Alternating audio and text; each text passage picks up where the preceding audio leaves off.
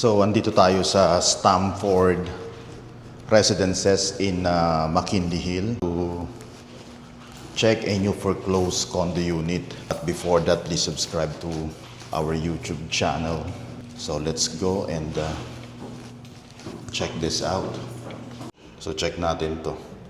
Foreclosed reveal.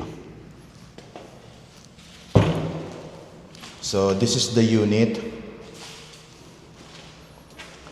32 square meters siya. And this is around 8.9 million.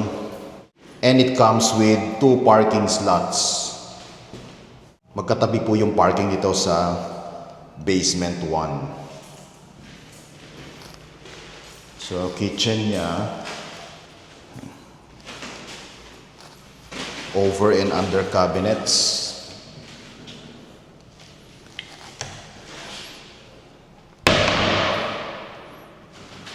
And then, ito yung magiging sleeping den or bedroom niya.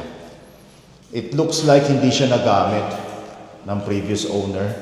Napaglumaan lang. And then, ang view niya is, ayan, facing McKinley Hill. Then, meron pa tayong cabinet dito. So, madumi lang siya. Konting linis lang. And yung ibang tiles, nagsiangatan na. Ganyan talaga pag wala nakatira eh. Init, lamig, naangat siya. And then CR niya.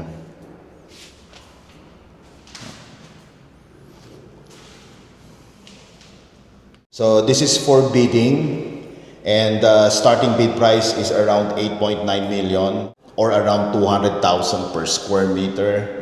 If you are interested to schedule a property showing and make a bid, please message us directly. This is as is where is upon turnover, and our mode of payment is cash or at least 10% spot down payment upon approval of our bid, and then 90% balance through bank financing exclusive of taxes and fees. So again, if you are interested, please message us directly.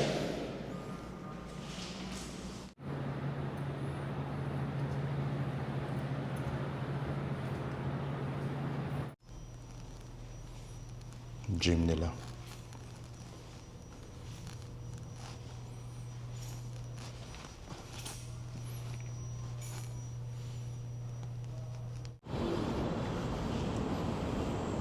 Swimming pool area nila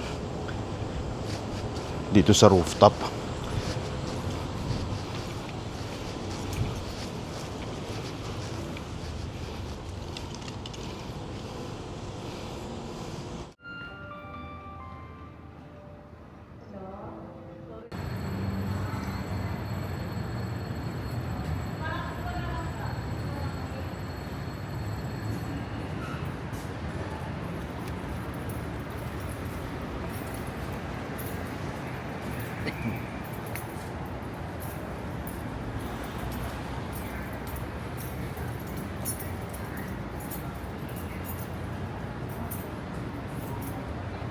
So may mga retail siya. Pwede in the premise ng condo. Sana si Aira? Robinsons.